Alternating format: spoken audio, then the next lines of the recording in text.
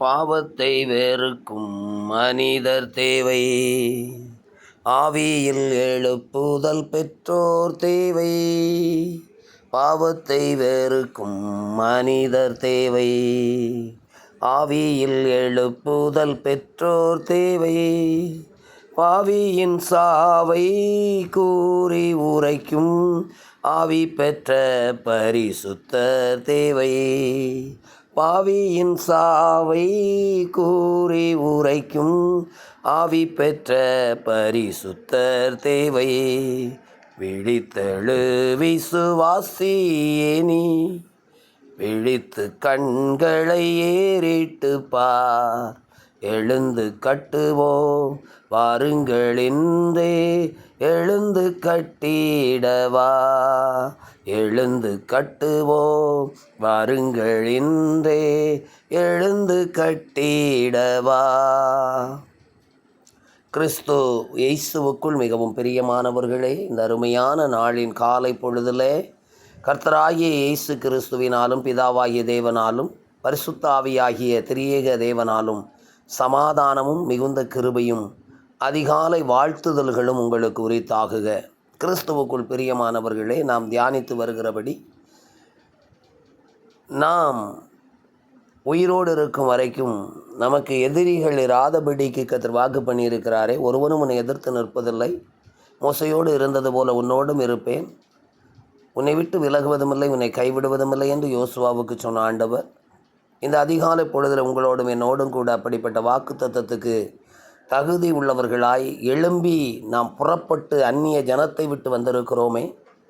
அந்த சூழ்நிலையில் நம்மிடையே ஆண்டவர் நேற்றைய தினத்தில் உங்களை பரிசுத்தம் பண்ணுங்கள், நாளை அற்புதத்தை காண்பீர்கள் என்று சொன்னபடி நம்மை பரிசுத்தம் பண்ணும்படி தேவன் விரும்பினார். இஸ்ரவேலர்களுக்கு யோசுவா கட்டளையிட்டான்.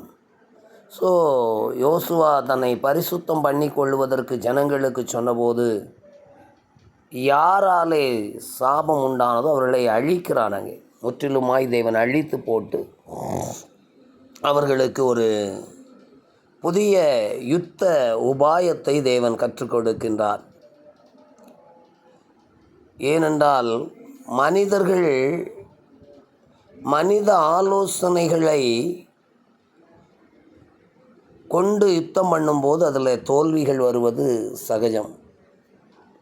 இன்னொன்று, பாவம் செய்யும்போது தோல்வி வருவது சகஜம். ஆனால் பரிசுத்தம் பண்ணி கொள்ளும்போது இங்கே ஒரு காரியம் நமக்கு புலப்படுகின்றது. நம்மை தெய்வ சமூகத்தில் நம்ம ஒப்பு கொடுத்து பரிசுத்தமாக்கப்படும் போது பரிசுத்தர் நமக்கு ஆலோசனை கர்த்தராக இருக்கிறார். அல்லேலூயா. வேதம் சொல்கிறது, பரிசுத்த ஆவியானவர், சத்திய ஆவியானவர் நம்மை போதித்து சத்தியத்துக்குள் நடத்துவார். தோற்றுப்போன துவண்டு போன மனமுடைய ஜனங்கள் மீண்டும் எழுந்து யுத்தம் பண்ண வேண்டுமானால், எழுந்து புறப்பட வேண்டுமானால் ஆண்டவருடைய ஆலோசனைகள் தேவை. ஆண்டவருடைய ஆலோசனைகள் எப்பொழுது நமக்கு வரும் என்றால், நம்மை நாம் பாவி என்று ஒத்துக்கொண்டு பாவத்திலிருந்து மனம் திரும்பி நாம் எழுந்து செயல்படும்போது ஆண்டவர் நமக்கு ஆலோசனை கர்த்தராக வருகிறார். எனக்கு அன்பான தேவனுடைய பிள்ளைகளே, இங்கே யோசுவாவை பார்த்து கர்த்தர் சொல்லுகின்றார், 2 பிரிவுகளாக 4 பிரிவுகளாக நீர் ஜனங்களை, யுத்த வீரர்களை பிரித்து கொள்ள வேண்டும். அப்படி சொல்லி அந்த யுத்தத்துக்கான ஆலோசனையை கொடுக்கிறதை நாம் அங்கே பார்க்க முடியும். அந்த ஆலோசனையின்படி எங்கே தோற்றார்களோ, யாரிடத்தில் தோற்றார்களோ, யாரால் முறியடிக்கப்பட்டார் அவர்களை மறுபடியும் தொடருவதற்கு ஆண்டவர் அவர்களை வழிநடத்துகின்றார். எனக்கு அன்பான தேவனுடைய பிள்ளைகளே, நாமும் கூட அநேக காரியங்களை பிரயாசப்பட்டு முயற்சி செய்து தோற்று போனவர்களாக இனி இதை தொடர்ந்து போக வேண்டிய அவசியமில்லை என்று நாம் வேறு பாதையை கையாளுகிறவர்களாக, வேறு வழியை கையாண்டு போகிறவர்களாக இருப்போம். ஆனால் ஆண்டவர் அந்த ஆயி பட்டணத்தை தன்னுடைய ஜனத்துக்கு கொடுக்க வேண்டும் என்பதற்காக யோசுவாவினிடத்தில் சில ஆலோசனைகளை கொடுத்து யோசுவாவை நடத்துகிறார். இப்போ ஆண்டவர் சொன்ன ஆலோசனைப்படி அவர்கள் என்ன செய்கிறார்கள். இப்போ அவங்க யுத்தத்துக்காக பெரிய ஆயத்தங்களை செய்யவில்லை, அதற்கு மாறாக தேவன் சொன்ன ஆலோசனையின்படி செய்தார்கள். இன்றைக்கு நமக்கு அதுதான், கர்த்தரின் யோசனை தான் நிலை நிற்க முடியும். ஆலோசனை கர்த்தரிடத்திலிருந்து வந்தால், ஏனென்றால் அவர் ஆலோசனை கர்த்தர், ஒரு பேரே அதுதான் இல்லையா?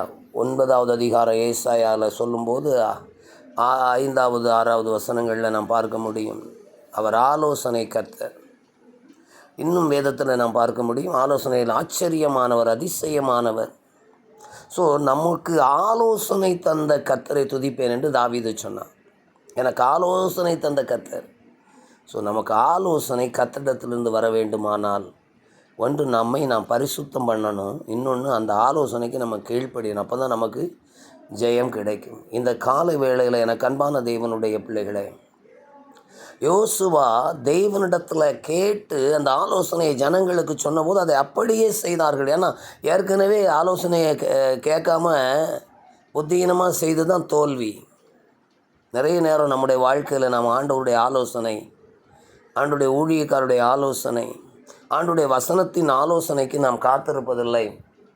மாறாக நாம் நினைத்த உடனே சில காரியங்களை செய்து மறுபடியும் செய்து தோற்று போகிறோம், கடனாளியாகிறோம், பலவிதமான கவலைகளுக்கு உட்படுத்தப்படுகின்றோம், வேதனைகளை நாம் நம்மீது போட்டு கொள்ளுகின்றோம். எனக்கு அன்பான தேவனுடைய பிள்ளைகளை, இந்த நாளின் கால வேளையில் ஆண்டவர் யோசுவாவுக்கு கொடுக்கிற ஆலோசனையை யோசுவா ஜனங்களுக்கு கொடுக்கிறான். அந்த ஆலோசனையின்படி அவர்கள் யுத்தம் பண்ணுகிறார்கள். இப்போது ஜெயம் கிடைக்கிறது. அல்லேலூயா. நாமும் கூட நம்முடைய வாழ்வில் ஆண்டவருடைய ஆலோசனையின்படி செய்தோம் என்றால், அவர் நமக்கு ஆலோசனை கர்த்தராக இருந்து நம்முடைய யுத்தங்களெல்லாம் நடத்துவார். வேதம் அப்படித்தான் சொல்கிறது, நம்முடைய யுத்தத்தை கர்த்தர் நடத்துவார். இந்த யுத்தம் உங்களுடையதல்ல, கர்த்தருடையது. எனக்கு அன்பான தேவனுடைய பிள்ளைகளை, ஒரு முறை தடுமாறியாச்சு, தள்ளாடியாச்சு, ஆனால் பரிசுத்தமாக்கப்பட்டு ஒப்பு கொடுக்கப்பட்டு திரும்ப எழுந்திருக்கும் போது ஆண்டவர் நமக்கு ஆலோசனை கொடுப்பார். அந்த ஆலோசனைப்படி தான் நடக்கணும். அந்த ஆலோசனைப்படி நடந்தால் நம்ம நிச்சயமாக ஜெயத்தை பெற்றுக்கொள்ள முடியும். ஜெபிப்போம். நேசிக்கிற நல்ல ஆண்டவரே, பரிசுத்தமுள்ள பிதாவே, இந்த அருமையான கால வேளையில் நாங்கள் தியானித்தபடி ஜனங்கள் தங்களை பரிசுத்தமாக பண்ணின போது கர்த்தர் தம்முடைய தாசனாகிய யோசுவாவுக்கு ஆலோசனை கொடுத்து, உம்முடைய ஆலோசனையின்படி அவர்கள் செய்தபோது ஆயையும் அதன் ராஜாவையும் ஜெயித்தார்கள், சுதந்தரித்து கொண்டார்கள். நாங்களும் அப்பா உம்முடைய ஆலோசனைக்கு காத்திருந்து உம்முடைய ஆலோசனையின்படி செய்து உமக்காக வைராக்கியமாய் வாழ்வதற்கு எங்களுக்கு உதவி செய்ய வேண்டும். இந்த வார்த்தைகளை கேட்கிற உடைய பிள்ளைகளுக்கு கர்த்தர் மறுபடியும் ஒரு புது பலத்தை கொடுத்து, புது கிருபையை கொடுத்து, புது அபிஷேகத்தை கொடுத்து நடத்த வேண்டும் என்று ஜெபிக்கிறேன். காத்துக்கொள்ளும், வழிநடத்தும், ஆசீர்வதியும்.